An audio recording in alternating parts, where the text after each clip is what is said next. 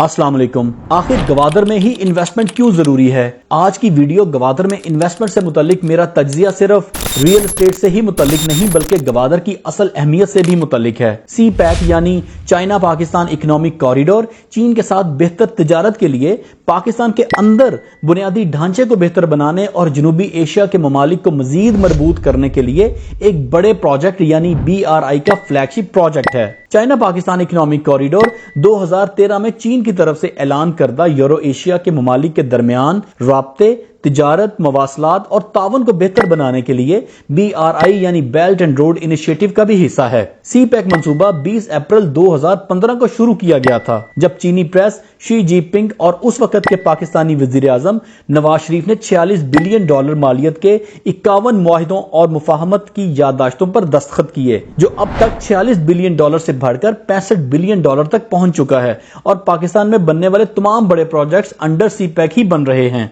जैसा कि आपको मालूम है कि पाकिस्तान में एनर्जी क्राइसिस की वजह से इंडस्ट्री ना सिर्फ जवाल पजीर है बल्कि पाकिस्तानी इंडस्ट्री दूसरे ममालिक में शिफ्ट भी हो रही है क्योंकि इस वक्त किसी भी किस्म की कोई एमनेस्टी पाकिस्तानी इंडस्ट्री को नहीं दी जा रही। लेकिन मेरी जाती राय के मुताबिक गवादर को इंडस्ट्रियल एमनेस्टी दिए बगैर आगे नहीं बढ़ा जा सकता। इस वक्त पाकिस्तानी एक्सपोर्ट्स माइनस में हैं और एक्सपोर्ट्स तभी बढ़ेंगी जब इंडस्ट्रियलाइजेशन होगी। पाकिस्तान के मुख्तलिफ शहरों में सी पैक के तहत स्पेशल इकोनॉमिक जोन्स भी बनाए जा रहे हैं। ये एक अलहदा से वसी मौजू है लेकिन वापिस आते हैं अपने असल मुद्दे पर। गवादर जो सी पैक का मरकज है इसे गवर्नमेंट ऑफ बलूचिस्तान की तरफ से ऑलरेडी टैक्स फ्री जोन करार दिया जा चुका है लेकिन अभी तक इस पे किसी किस्म की कोई इंप्लीमेंटेशन होती नजर नहीं आ रही और ना ही वफाक की तरफ से अभी तक कोई पेशरफ्त हुई है। लेकिन मेरे ख्याल में इसे ज्यादा देर तक नजरअंदाज नहीं किया जा सकेगा। अब बात करते हैं गवादर में रियल एस्टेट मार्केट जवाल पजीर क्यों हुई। आपको याद होगा कि जब 2015 में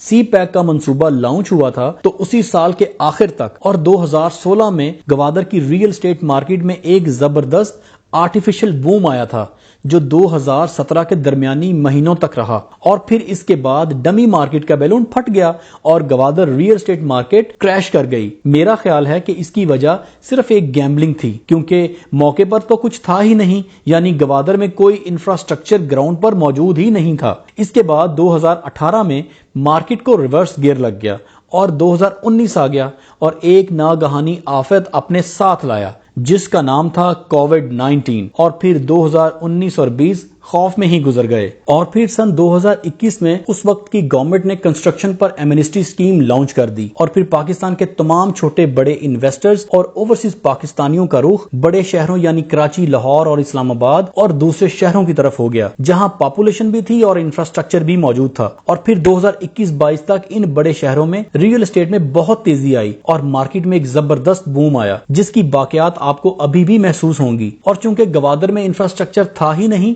इसलिए गवादर नजरअंदाज हो गया। फिर सन 2022 में गवर्नमेंट खत्म हो गई और सियासी अदम इस्तेहकाम आ गया और अभी 2024 तक सियासी अदम इस्तेहकाम वाली ही सूरत हाल है। यह था मेरा गवादर में रियल एस्टेट की जवाल पजीरी पर मुख्तसर सा तज्जिया।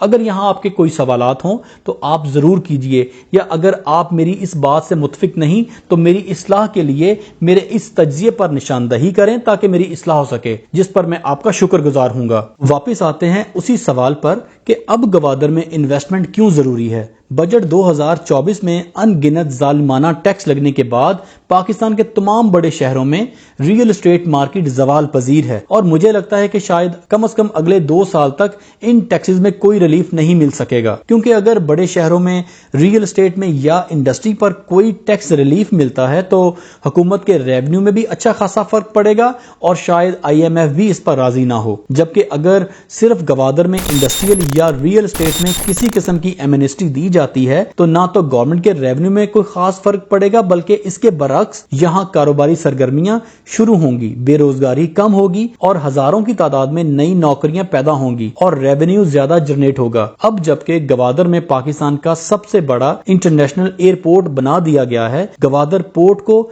गवादर इंटरनेशनल एयरपोर्ट को लिंक करने के लिए तकरीबन 19 किलोमीटर तवील ईस्ट बे एक्सप्रेस वे का भी इफ्तिताह हो चुका है और गवादर मास्टर प्लान की माइक्रो प्लानिंग ہو چکی ہے اور اب گوادر پورٹ کو پراپر ایکٹیو کرنا بھی گورنمنٹ کی ضرورت بن چکا ہے. اور اگر حکومت وقت کی طرف سے گوادر کو ٹیکس فری زون جس کی آلریڈی اناؤنسمنٹ ہو چکی ہے اور گورنمنٹ اس کو امپلیمنٹ کروا دیتی ہے تو مارکیٹ میں ایک پازیٹیو بوم آئے گا. لہٰذا آج کل گوادر میں انویسٹمنٹ کا بہترین وقت ہے اور اسی لیے گوادر میں اس وقت انویسٹمنٹ کرنا بہت فائدہ مند ہوگا.